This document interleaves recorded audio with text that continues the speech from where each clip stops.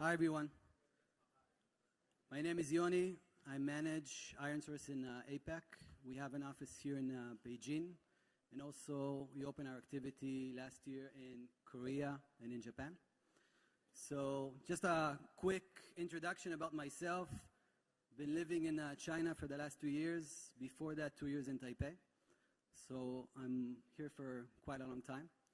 And today I want to talk, first of all, just to explain about what we do in ironSource, just to give you a broad scope, how can we help you? And the second, of course, is to focus on creatives and winning impressions, and how creatives are actually changing the model of the installs that we're getting in mobile advertising. So in terms of our mission is, of course, to reach and help every developer, mobile carrier, and device manufacturer and help to grow the business. I'll show you exactly how we do this very shortly about ironSource. So we're a global company. We're based in San Francisco, London, Tel Aviv, Beijing, Korea, Bangalore. And we have about 800 people, 700 according to this deck. We grew a bit. And almost half of our people are R&D. So what we do is we develop products, and these products are helping device manufacturers, app developers, and carriers to monetize their traffic.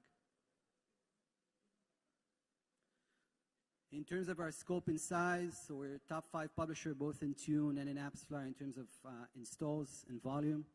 We're a private company, and we were selected in 2016 to be one of the hottest pre-IPO'd companies. In China, we opened the office here in 2014, so 3 years ago. We're invested by 3 major Chinese investment companies, Saifu, CBC, and Ping An. And of course, we're working with every big, either gaming company or app company here in China, so BAT, and of course, gaming companies. The way that we work, it's fairly simple. We have our own system that we developed called ironSource Data. That system is looking into all the information that we have, and that supports everything that we're doing in terms of global distribution. And the way that we do it is we integrate our SDK or API inside of app developers to allow them to monetize their apps. So what do we do for developers? First of all, we have today over 15,000 developers and 18,000 apps. And we integrate different types of ad units. We, of course, also help to advertise, meaning get user acquisition globally. And we have all the different ad units that you can think about, from banner to video to offer, etc. The way that we think about user acquisition is, of course, first of all, quality. So how can we get to the users that are actually relevant for us, for the game? How can we get to ROI? And then control, meaning monitoring, reporting, and how can you measure the results? And of course, scaling up, which is the major thing in regards to growing your app database. We also work with brands, so we do brand promotion. We integrate our own codes, and we allow to monetize through brand video. We have a product that we integrated inside of phone manufacturers. So we work with HTC, Asus, LG, and other PC and mobile manufacturers, and we allow them to show different types of apps when the user first gets his phone, and then he chooses the app, and it's installed on the app immediately after. We also have a digital platform, meaning we can do promotion through software. So we work with WinZip, we work with Evax, and we promote and monetize their software. So we allow this function as well. All these teams, by the way, are, of course, based also in Beijing. PC, same promotion for desktop. So we have the ability to promote different websites globally, of course, and we've been doing it since day one, which is about 7 years ago. The main thing that I'm going to talk about today is creatives. And I think creatives is the key right now in terms of user acquisition in mobile, mainly because the creative stage has risen to a point that right now it's really shifting the way that we work. And I'm going to show you how is it working. We started focusing on it about 2 years ago. We have an in-house studio that does all the creatives for our clients, and we'll show you some examples later on. This is some of our portfolio for our studio that paint for our clients. Like to step into the evolution of app trailers. So initially, the way that we think about installs, the way that we want to get users is, first of all, what's the cost per install? What's the CPA or what's the CPI price? And if you think about it, by the time you get the app, by the time it's developed already, it's not as easy to control the information or to control this because the app is already out there. Now you simply need to get more users, more quality users globally or maybe in a specific geo. So your ability, let's say, to control the app category is very minimal. Obviously, the app is already set. The second thing is, of course, your budget has to do with the company size, has to do with the company strategy for user acquisition. And the third thing is, of course, the LTV. So if your app is, let's say, a utility app, you will never charge $8 CPI price simply because the LTV for these types of app will never be that high. So you are limited in some level in regards to the CPI that you can charge. That's why this whole section of CPA is something that maybe we have to work with, but we can't really change or adjust. What can we change? The CVR. So this is the point that we actually have some sort of control, and this is something that we do on a daily basis. So we look at the CPA, the CPI prices, and we decide initially when we launch the app, which type of, what's the limit of the CPI that I'm going to use. So a lot of the times what I see is CPI prices that are starting and at some point and scaling up. And it's something to consider because if you look at the publishers themselves, running a CPI price which is low and then scaling up, or choosing the other way around, running a high CPI and then decreasing, okay, there's a major difference. In terms of everything has to do with the supply, meaning the inventory that we're actually running, the publishers that are promoting our campaign, then what's important is actually to show them, first of all, the best that we can get, meaning running the CPI prices at the highest point initially, and of course afterwards decreasing it to the level that is matching our LTV. Second thing is about optimization. So this is, of course, the daily work of a mobile advertiser, mobile marketer. How do we optimize the performance of the campaign? How would we optimize our app installs? And how do we look at the publishers themselves, okay, and see that we're getting the right installs, the ones that are getting us ROI? The thing is, some of the times we see that optimization happens very fast. So a campaign is launched, and maybe just a few days later, there's some sort of adjustment to where's the campaign running. And this can hurt the actual performance simply because it's too soon. The third thing, and this is the main focus for what I'm going to talk about today, is the creative. So initially, maybe 2 years ago, when we talked about creatives in the market, in mobile advertising, the options were limited. And about a year and a half ago, I spoke in another event, and I talked about what's the next step in mobile advertising. And the thing that I mentioned is that video is definitely one of the things that are going to push the whole industry forward. And we're seeing this right now in many multiple ways, and I'm going to show some examples. But in terms of the creatives, I think the main thing is this.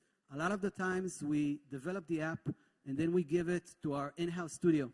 And we want the studio to create us some banners and a video, and we give it out to all the networks that we work with, or Facebook and Google, etc. The thing is that those creatives, if they're made in-house, then a lot of the times these creatives are not really fitting the audience that we're targeting.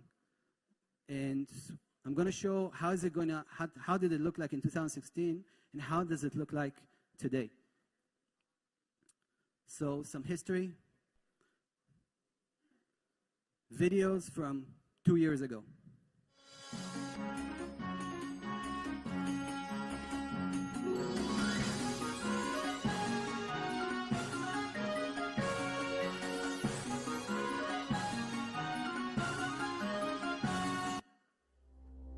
Afterwards, starting to see utility apps doing in-app trailers.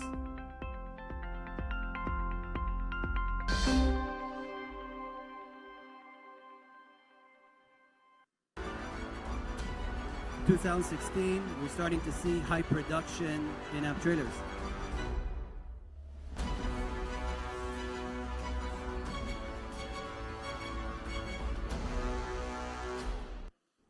And of course, celebrity videos during Super Bowl times, etc.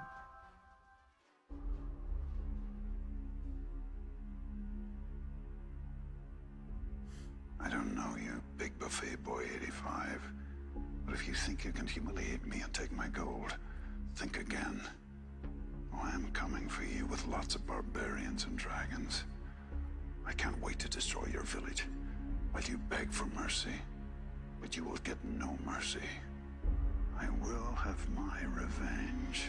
Liam? Have a scone for Liam? Over here. It's, Liam.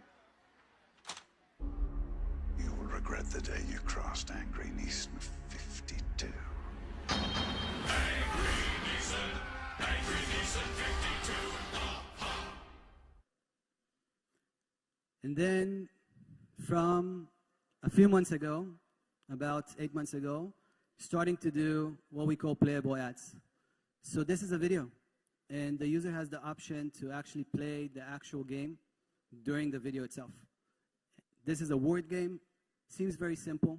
It's a very easy word casual game, which is focusing mainly on tier 1 geos, and it's amazingly successful. The same thing goes for other casual game that you can actually play the game during the video. So this is the new formats that are right now running, and there's new ad units that are coming soon from ironSource and also from, of course, other companies that are doing video in the market.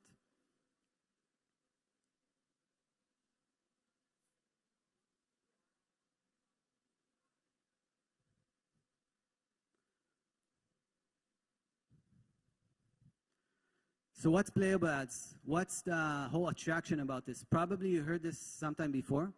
Playable ads, successful, doing very good performance, getting very high ROI. I want to step into it for a second just to explain how is it actually done. So this is an example of Mobile Strike. This is a mini game. So it's either HTML5 or other solutions, but the concept is very clear. The user can, during the video itself, play a mini game, play the game itself, meaning that he's engaged with the game even before he installed it. So this is one of the next steps for video, okay, that are happening right now in mobile advertising. And it's happening because the simple way is that what we're seeing is that the challenge is to try to get volume, very high volume, and everything has to do with video performance. And it's extremely hard simply because there's a lot of competitors and not enough supply in the market globally.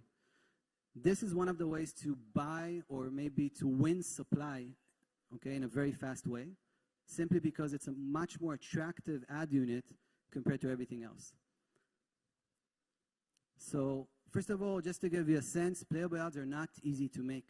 It takes time to develop, takes time to test. And of course, not all of them perform as well as, let's say, the biggest ones. I think the main thing is, first of all, why do playable ads? Because, of course, you're going to get more users. The performance for playable ads is usually much better than any rewarded video.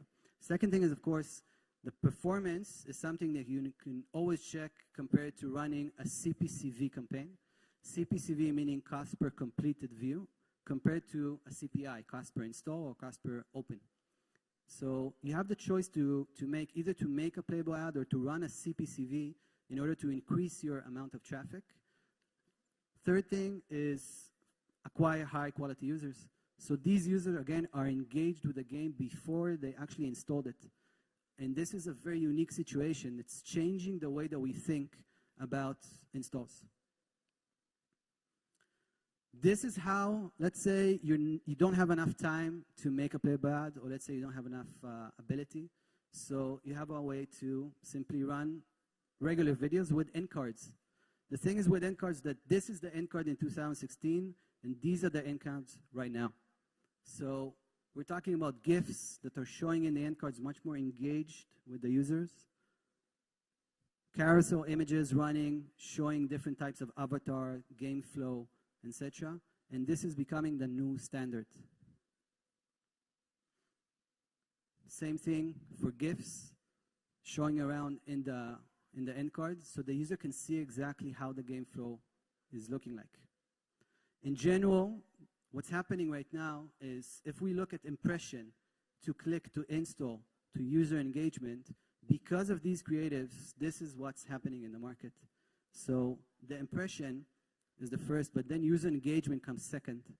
And user can actually engage with the game even before installing, meaning that they're obviously going to be a much higher quality users compared to what we had before. That's it for today. Thank you very much for your time.